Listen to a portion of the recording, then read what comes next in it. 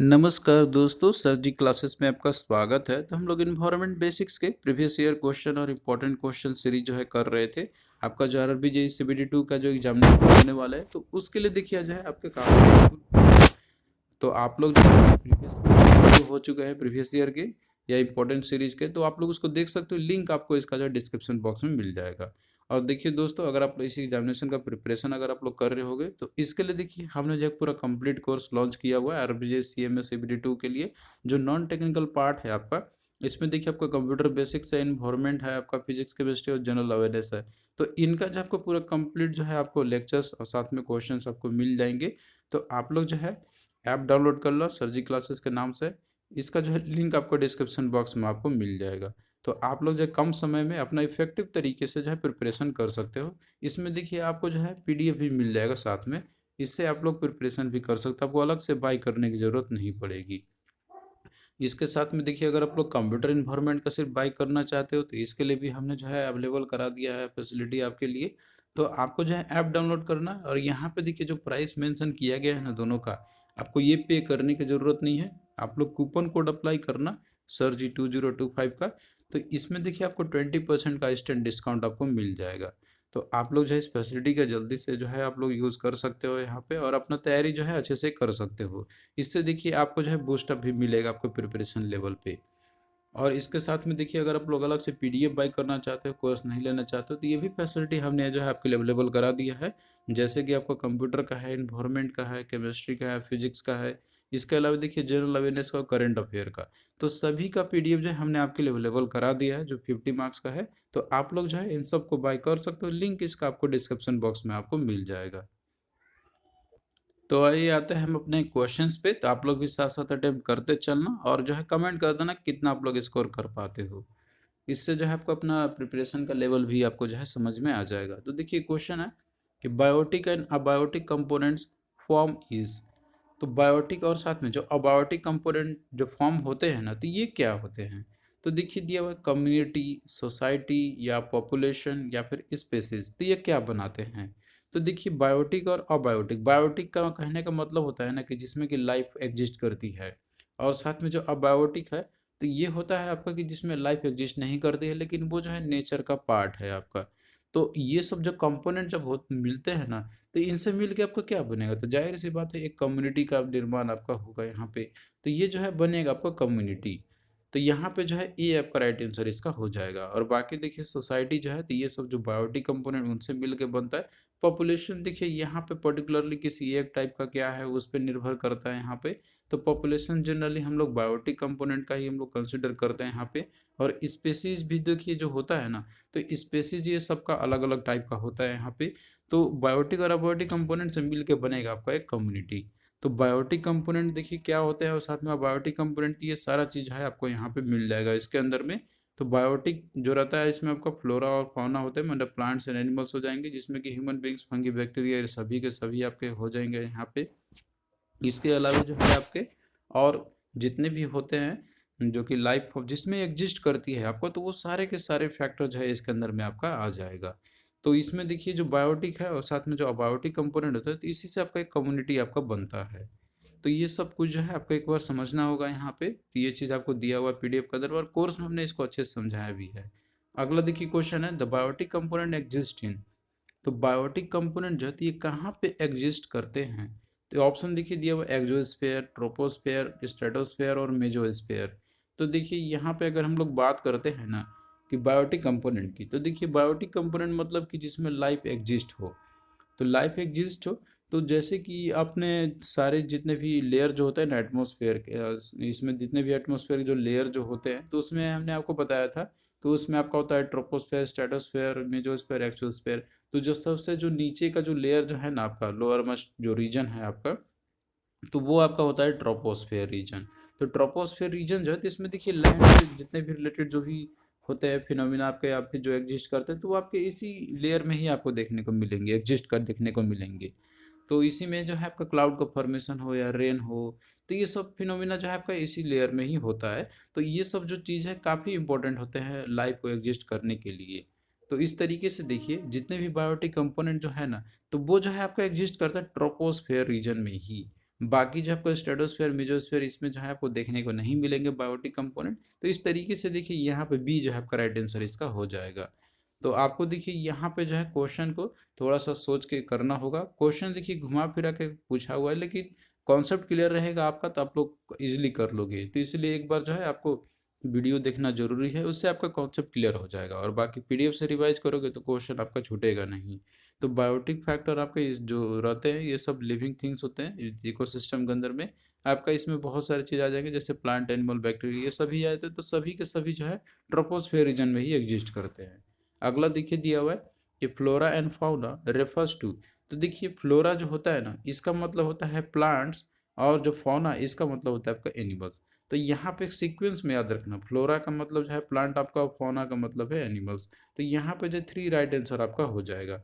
हमने जो है इसके रिगार्डिंग यहाँ पे आपको बताया भी था कि जैसे कि आप देख सकते हो फ्लोरा जो है ये होता है आपका प्लांट्स के लिए, और फौना जो होता है एनिमल्स के लिए हम लोग यूज़ करते हैं। नेक्स्ट देखिए क्वेश्चन आपका है यहाँ पे कि in a food chain what is the difference between the primary consumers and the secondary consumers.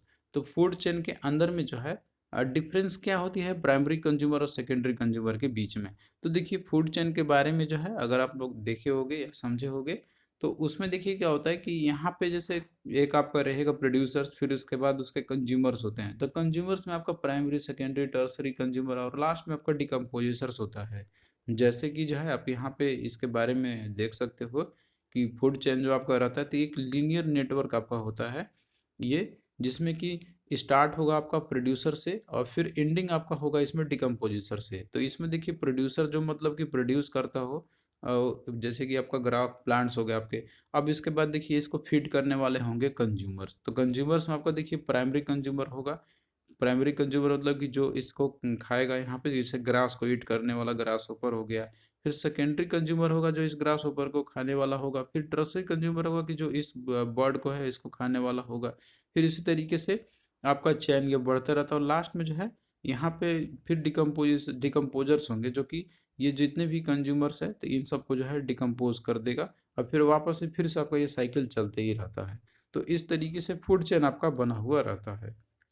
तो यहाँ पे अगर आप देखोगे ना, जो इसमें ऑर्गेनिजम्स होते हैं, तो इसमें आपका कंज्यूमर, हर्बीवोरस, कार्निवोरस ये सब होते हैं। तो एक बार आप लोग इनको देख लेना अच्छे से। तो यहाँ पे देखिए पूछ रहा है ना कि प्राइमरी और सेकेंडरी कंज्यूमर के बीच में डिफरेंस। तो यहाँ पे आप देखोगे ना दिया हुआ है कि primary consumers eat plants and other consumers, secondary consumer eat plants and decomposed matters। तो यहाँ पे देखिए बोल रहा है ना यहाँ पे कि प्राइमरी कंज्यूमर जैसे प्लांट ईट करते हैं। तो देखिए ये जो स्टेटमेंट जो है ना आपका, तो ये जो है आपको आप यहाँ पे देख सकते हो कि जो प्राइमरी कंज्यूमर जो है तो ये प्लांट को ईट तो करता है, लेकिन अदर कंज्यूमर को ये ईट करेगा तो ये तो ऐसा है नहीं आपका। फिर बोला एक secondary consumer eat plants and D, तो सेकेंडरी कंज्यूमर देखिए ये प्लांट तो ईट करेंगे ना, ये जो है सेकेंडरी कंज्यूमर प्राइमरी कंज्यूमर को ईट करते हैं। तो इस तरीके से ये तो स्टेटमेंट ही गलत आपका है। अगला देखिए दिया हुआ है कि primary consumer eat only plants. तो प्राइमरी कंज्यूमर जो सिर्फ प्लांट को ही ईट करते हैं, तो ये बात आपका सही है इसमें यहाँ पे। लेकिन इसमें ये भी पॉइंट सही होना चाहिए कि सेकेंडरी कंज्यूमर ईट प्राइमरी कंज्यूमर्स। तो सेकेंडरी कंज्यूमर जो तो प्राइमरी कंज्यूमर को ईट करते हैं, खाते हैं। तो ये भी बात सही है आपका। तो इस तरीके से यहाँ पे बी जो है आपका स्टेटमेंट वैलिड बन रहा है, जो कि आप यहाँ पे देख भी सकते हो जो दिया हुआ है आपका यहाँ पे कि प्राइमरी कंज्यूमर जो है ये आपका ग्रास को ही, मतलब जो प्लांट प्रोडक्ट जो होते हैं तो उसी को ही सिर्फ खाएंगे, और सेकेंडरी कंज्यूमर जो है तो आपको प्राइमरी कंज्यूमर को खाएंगे। तो इस तरीके से ये जो है स्टेटमेंट आपका यहाँ पे ये सही दिया हुआ है, यानी कि ऑप्शन बी वाला जो है इसमें आपका वैलिड है। बाकी आप ऑप्शन देखोगे ना सी का कि primary consumer eat plants and decompose matter, तो देखिए डिकम्पोज मैटर को तो ईट करते नहीं है प्राइमरी कंज्यूमर, तो ये तो आपका ऐसे ही गलत हो गया है यहाँ पे। अगला देखिए दिया कि प्राइमरी कंज्यूमर ईट अदर कंज्यूमर। तो प्राइमरी कंज्यूमर जो है अदर कंज्यूमर को खाते हैं क्या, तो ये भी आपका गलत है यहाँ पे। और बोला कि secondary consumer eat only plant, तो ये भी गलत है। तो इस तरीके से यहाँ पे जो है जो ऑप्शन करेक्ट आपका होगा तो ऑप्शन बी। तो एक बार आपको समझना होगा अच्छे से यहाँ पे सारी चीज़ों के बारे में। उसके बाद क्वेश्चन देखिए कैसे भी पूछे घुमा फिरा के, तो आप लोग उसको इजिली बता दोगे, कोई दिक्कत आपको नहीं होगी। अगला देखिए दिया हुआ है कि which one of the following has the largest population in A food chain. तो इनमें से आपको बताना है कि किसका जो है पॉपुलेशन सबसे लार्जेस्ट होता है फूड चेन के अंदर में। तो यहाँ पे देखिए दिया हुआ secondary consumer, primary consumer, decomposers या फिर प्रोड्यूसर्स यहाँ पे। तो देखिए यहाँ पे जो है इसको याद रखना होगा आपको कि यहाँ जैसे दिया हुआ है ना, पॉपुलेशन की बात कर रहा है फूड चेन के अंदर में, तो इसमें से देखिए जैसे कि हम यहाँ पे देख रहे हैं सेकेंडरी प्राइमरी, इसमें आपको लग रहा होगा ना कि जैसे प्रोड्यूसर्स तो बहुत सारे प्लांट्स वगैरह जो होते हैं यहाँ पे, और सेकेंडरी कंज्यूमर्स भी बहुत सारे होंगे, लेकिन वो जो चीज़ है आपका यहाँ पे वो सही नहीं है। इसका देखिए राइट आंसर जो होगा तो आपका डिकम्पोजर्स हो जाएगा। तो इसका सी जो है राइट आंसर हो जाएगा, आपको याद रखना ही होगा। जो कि डिकम्पोजर्स होते हैं इनका पॉपुलेशन ज़्यादा होता है फूड चेन में। तो डिकम्पोजर जो होते हैं ना, तो ये एक इंटीग्रल पार्ट होते हैं फूड चेन का, और ये जो है सबसे लार्जेस्ट पॉपुलेशन होती है इनकी फूड चेन में। क्योंकि देखिए जो मेन जो फंक्शंस होता है ना डिकम्पोजर्स का, तो ये इनका काम होता है कि जो डेट जो होते हैं ना, जिसकी जैसे कि आपका प्राइमरी या सेकेंडरी कंज्यूमर जो भी है, तो जब उनका जैसे डेट अगर हो जाए तो उनको फिर देखिए डिकम्पोज करना होता है।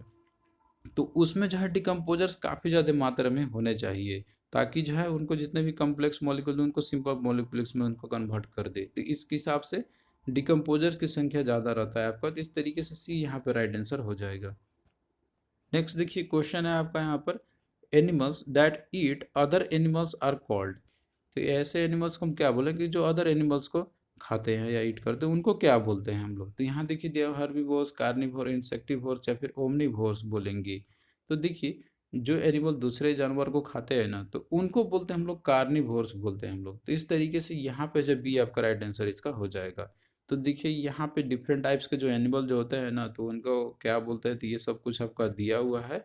जैसे प्रोड्यूसर जो होते हैं, तो ये केवल जैसे अपना खुद का भोजन ये प्रोड्यूस करते हैं यहाँ पे रॉ मटेरियल के माध्यम से, तो इसमें ग्रीन प्लांट्स और एल्गी आपके आ जाएंगे।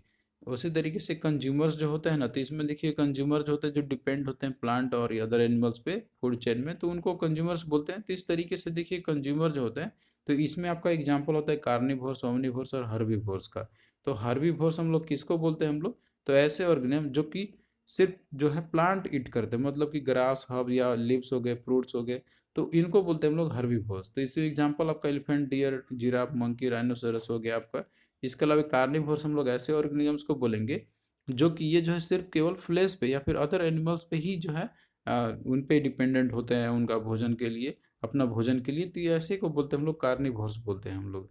तो इनका अगर एग्जाम्पल की बात करें तो इसमें आपका टाइगर, लायन, जैसे चीता, लियोपार्ड या स्नेक हो गया, तो इन सब एग्जाम्पल में आपके आ जाएंगे। और वहीं पे देखिए ओमनीवोर्स की बात करते हैं, तो ओमनीवोर्स में ऐसे ऑर्गेनिज्म आ जाएंगे जो कि प्लांट और एनिमल दोनों को ही जो है ये फीड करते हैं, तो उनको बोलेंगे हम लोग ओमनीवोर्स। तो इसमें आपको जैसे बियर्स हो गया, क्रोज हो गया, रैट्स हो गया या माइस हो गया, तो ये सब एग्जाम्पल आपके ओमनीवोर्स के हैं। तो आई होप कि अब ये चीज़ आपको क्लियरिटी यहाँ पे हो गया होगा। तो जैसे यहाँ पे देखेंगे ना कि animals that eat other animals, तो इनको बोलेंगे हम लोग कार्निवोर्स बोलेंगे। तो बी आपका यहाँ पे आपका राइट आंसर हो जाएगा। अगला देखिए दिया हुआ है आइडेंटिफाई द इनकरेक्ट स्टेटमेंट। तो आपको जो इसमें से इनकरेक्ट स्टेटमेंट को आइडेंटिफाई करनी है, तो दिया हुआ है कि food chain and food webs play a very important role in the ecosystem because. तो इसमें देखिए बोला ना कि फूड चेन और फूड वेब जो है एक इंपॉर्टेंट रोल प्ले करते हैं इकोसिस्टम के अंदर में। तो इसके पीछे रीजन क्या है वो आपको ये बतानी है। तो यहाँ पे देखिए दिया हुआ है कि energy flow takes place through them, यानी कि एनर्जी का जो फ्लो जो है ना, तो वो उन्हीं के माध्यम से जो है आपका होता है। तो देखिए ये जो बात है ना आपका, तो ये भी एक सही ही है, क्योंकि यहाँ पे जो है एनर्जी का फ्लो होता है आपका उनके थ्रू, ये आप यानी कि एक से दूसरे में, फिर दूसरे से तीसरे में आपका इस तरीके से होता ही है। तो ये तो आपका सही है इसके अंदर में। अगला देखिए दिया हुआ है कि nutrient cycle takes place through them, यानी कि जो न्यूट्रिएंट साइकिल जो है तो वो इन्हीं के माध्यम से आपका होता है। तो देखिए ये भी जो है आपका सही है, क्योंकि जो न्यूट्रिएंट का साइकिल है तो वो आपका एक से दूसरे में तीसरे में कंज्यूमर आपका होते रहता है इस तरीके से, तो ये भी सही है। अगला दिया हुआ है कि it helps to maintain the ecological balance. तो इससे जो कि इकोलॉजिकल बैलेंस भी मेंटेन आपका होता है। तो देखिए ये भी बात सही है कि फूड चेन के अंदर में जो है या फूड वेब जो रहता है, तो उससे एक इकोलॉजिकल बैलेंस मेंटेन रहता है। क्योंकि देखिए इसमें अगर किसी एक का पॉपुलेशन अगर ज़्यादा बढ़ जाए तो जाहिर सी बात है उसको अगर दूसरा कंज्यूम करने वाला अगर नहीं रहेगा, तो उसका पॉपुलेशन ज़्यादा बढ़ जाए तो उससे एक इकोलॉजिकल डिसबैलेंस आपका हो जाएगा। तो ये जो है मेंटेन भी करता है इकोलॉजिकल बैलेंस का, तो ये भी आपका सही है। अगला देखिए दिया हुआ है कि it shows biological magnificence of all chemicals.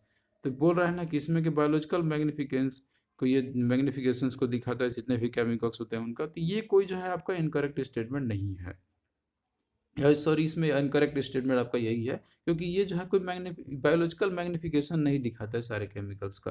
तो ये जो है डी आपका राइट आंसर हो जाएगा। बाकी ये सब जो है ये स्टेटमेंट सही दिए हुए हैं आपको फूड चेन या फूड वेब से रिलेटेड।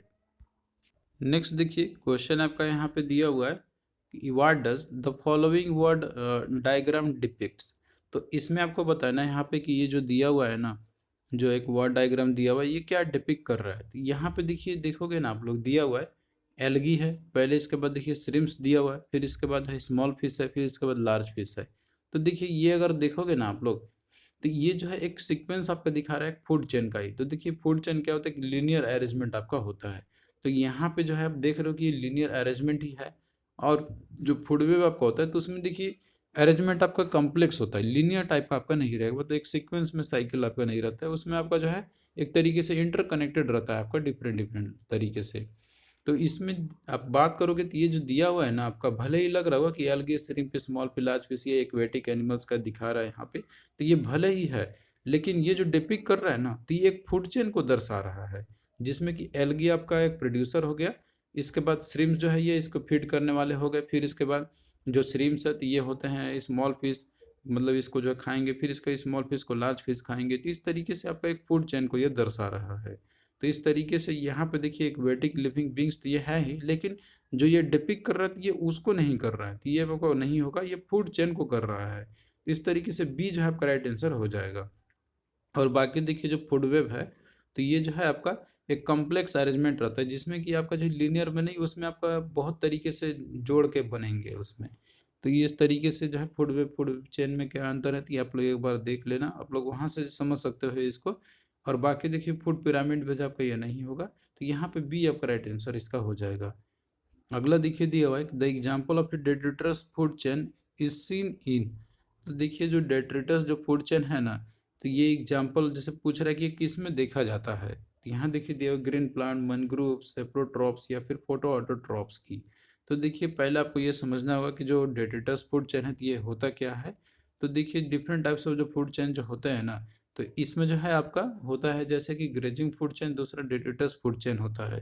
तो देखिए जो ये टाइप का जो फूड चेन जो है, तो इसमें देखिए आपका जो है डेड ऑर्गेनिक मैटर्स आपका शुरुआत रहता है यहाँ पे, फिर उसके बाद हम मल्टी ऑर्गेनिजम्स में जाएगा आपका, जो कि ये भी एक तरीके से फूड चेन का ही एग्जांपल है, लेकिन इनका शुरुआत जो आपका होगा ना, तो ये ऐसे होंगे कि जो मतलब डेड डिकेइंग ऑर्गेनिक मैटर्स आपका शुरुआत होगा। तो इस तरीके से यहाँ पे आप देखोगे ना, तो इसमें सेप्रोट्रॉप आपका दिया हुआ है। तो देखिए जो सेप्रोफाइटिक न्यूट्रिशन जो रहता है ना, तो इसको हम लोग इस तरीके से बोलते हैं, वो तरीके का न्यूट्रिशन मोड आपका रहेगा कि जिसमें ऑर्गेनिज्म जो है ये कंज्यूम करते हैं अपना डेली फूड, जो कंज्यूम करेंगे तो वो जो है आपका डेड या फिर डिकम्पोज मैटर के फॉर्म में करेंगे। तो ये जो है आपका डेडिटस फूड चेन से ही मैच करता है। तो इस तरीके से यहाँ पे देखिए सी जो है इसका राइट आंसर आपका हो जाएगा। और बाकी देखिए जितने भी टाइप्स के फूड चेन जो होते हैं, तो उन सब के बारे में हमने समझाया हुआ है इसको वीडियो में, और आप लोग पीडीएफ से भी जो है एक बार आप लोग इसको स्टडी कर लेना। नेक्स्ट देखिए क्वेश्चन आपका यहाँ पे दिया हुआ है इसमें कि which of the following is at the second trophic level of A food chain. तो इसमें आपको बताना है कि इसमें से कौन सा जो सेकेंड ट्रॉपिक लेवल में होता है फूड चेन में। तो यहाँ देखिए दिया हुआ है ग्रास है। तो देखिए ग्रास की बात करते हैं, तो ये तो आपका जैसे टॉप में आपका मतलब पहले आपका ये रहेगा, फिर इसके बाद देखिए बोला इसमें रैट है, स्नेक है और ईगल है। तो देखिए दोस्तों यहाँ पे जो एक सीक्वेंस में ही आपका दिया हुआ है, अगर आप देखोगे तो जैसे कि ग्रास है, तो इसके फीड होने वाला आपका जैसे रैट्स हो गया, फिर इसके बाद देखिए रैट को खाने वाला स्नेक हो गया, स्नेक खाने वाला ईगल हो गया। तो इसमें सेकेंड ट्रॉपिक लेवल की बात करें ना, तो इसमें आपका ऑप्शन बी यानी कि रैट आपका हो जाएगा। तो यहाँ पे टू जो है, बी जो है राइट आंसर इसका हो जाएगा। नेक्स्ट देखिए दिया हुआ है कि द नेचर्स क्लीनर्स आर, यानी कि जो प्रकृति के जो सफाई कर्मी है हम किसको बोलते हैं। तो यहाँ देखिए दिया हुआ है प्रोड्यूसर्स, कंज्यूमर्स या डिकम्पोजर्स एंड स्कैवेंजर्स या सिम्बायोन्ट्स को बोलते हैं हम लोग। तो देखिए यहाँ पे आपको समझना होगा, नेचर क्लीनर के बारे में बात कर रहा है। तो देखिए प्रोड्यूसर तो ये जैसे कि सिर्फ प्रोड्यूस करते हैं, तो इनका जो रिमेन्स हो जाता है, तो इनको देखिए जैसे कि अब ऑटोमेटिक तो वो होगा नहीं कि वो क्लीन हो जाएगा।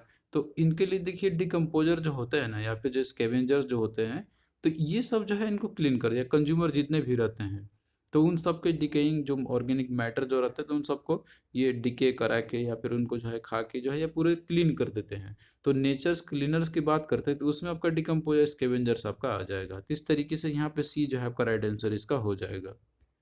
नेक्स्ट देखिए क्वेश्चन आपका यहाँ पे कि which among the following is a non renewable source of energy. तो इनमें से कौन सा जो आपका एक non renewable source of energy है।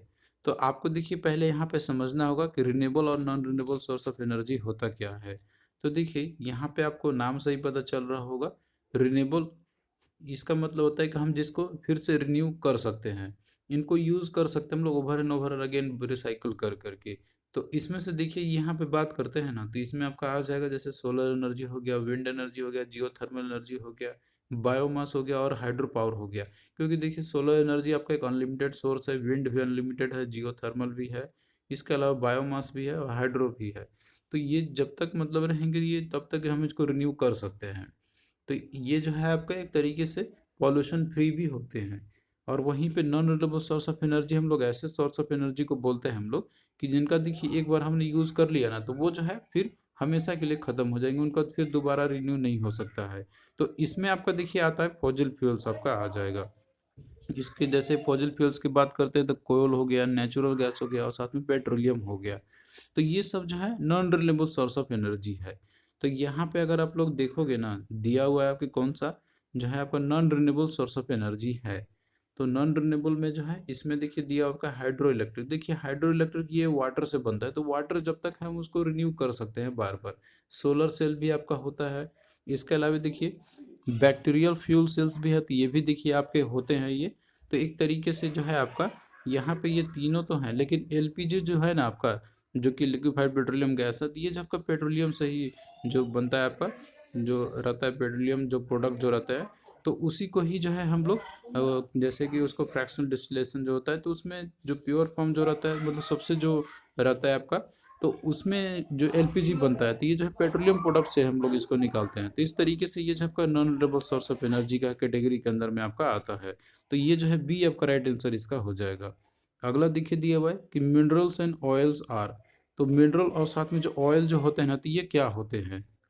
तो यहाँ पे देखिए दिया हुआ non renewable sources, renewable sources, artificial sources या वाटर रिसोर्सेज। तो देखिए मिनरल्स और ऑयल की बात बात कर रही है। तो मिनरल ऑयल जो होते हैं ना, तो ये जो है आपका एक तरीके से non renewable source of energy है। मतलब कि एक बार हमने इसको कंज्यूम कर लिया, तो ये जो है फिर इसको हम लोग रिन्यू नहीं कर सकते हैं। तो यहाँ पे जो है ए आपका राइट आंसर हो जाएगा। और बाकी देखिए आर्टिफिशियल सोर्स या वाटर सोर्स ये तो है नहीं ना, तो ये रिन्यूएबल सोर्स है। तो यहाँ पे ए आपको राइट आंसर हो जाएगा। तो आप लोग एग्जाम्पल याद रखना जो पीडीएफ हमने दिया हुआ है। नेक्स्ट देखिए क्वेश्चन आपका यहाँ पे कि what is the name of the sources of energy which are being produce continuously in nature and are inexhaustible.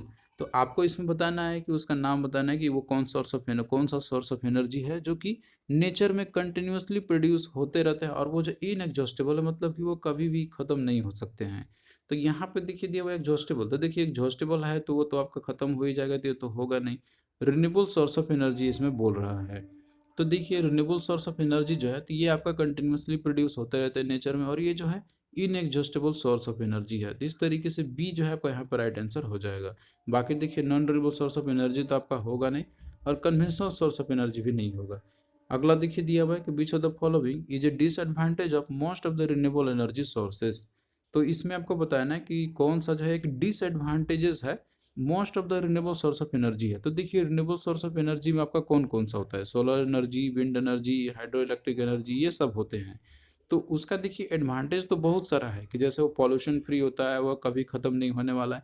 लेकिन उसका जो है मोस्ट डिसएडवांटेज क्या है ये वो पूछ रहा है। तो ऑप्शन देखोगे ना, इसमें आपको दिया हुआ है कि हाई वेस्ट डिस्पोजल कॉस्ट है, यानी कि उनका जो है डिस्पोजल जो होता है ना, तो उसमें देखिए हाई वेस्ट लगता है, मतलब कॉस्ट उसका ज़्यादा लगता है उसको डिस्पोज करने के लिए। तो देखिए इसमें जो है कोई भी डिस्पोजल तो आपका निकलता नहीं है, वेस्ट तो होता नहीं है इसके अंदर में। तो इसमें कोई इस तरीके का कोई बात है नहीं कि ये डिसएडवांटेज हो।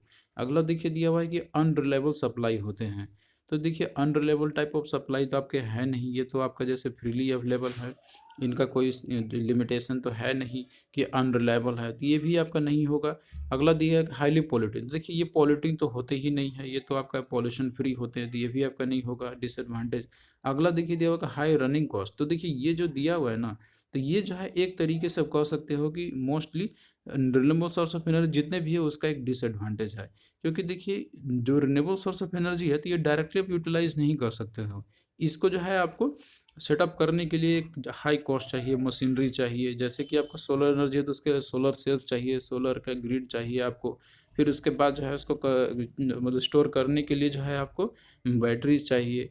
तो वो सब एक कॉस्ट बढ़ा देता है। उसी तरीके से जो डैम रहता है, हाइड्रो इलेक्ट्रिक एनर्जी है, उसके लिए भी जो है आपको सेटअप करना रहता है, टरबाइंस वगैरह, फिर जो है फिर पावर सिस्टम रहना चाहिए उस तरीके से, फिर उसको डिस्ट्रीब्यूशन कराना होता है। तो उसके लिए हाई रनिंग कॉस्ट की ज़रूरत पड़ती है, यानी कॉस्ट आपका ज़्यादा रहेगा उसको रन करने के लिए। तो ये जो है मोस्टली डिसएडवांटेज आपका होता है रिन्यूएबल सोर्स ऑफ एनर्जी का। इस तरीके से सी यहाँ पे जो है आपका राइट आंसर इसका हो जाएगा। तो आई होप कि अब ये चीज़ आपको क्लियरिटी यहाँ पे हो गया होगा। तो थैंक यू दोस्तों, इसी तरीके से जो है आगे भी आपका ये सेशन कंटिन्यू रहेगा।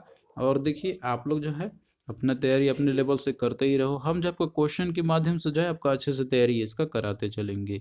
और बाकी देखिए ऑलरेडी हमने आपको पीडीएफ दे दिया है, और साथ में जो है जो कोर्स हमने दिया हुआ उसमें आपको पीडीएफ ऑलरेडी प्रोवाइड किया हुआ है, तो आप लोग वहाँ से जाके अपना अच्छे से तैयारी आप लोग कर सकते हो। और भी कोई डाउट आपका रहता है तो आप लोग कमेंट करना, इसका रिप्लाई आपको ज़रूर देंगे।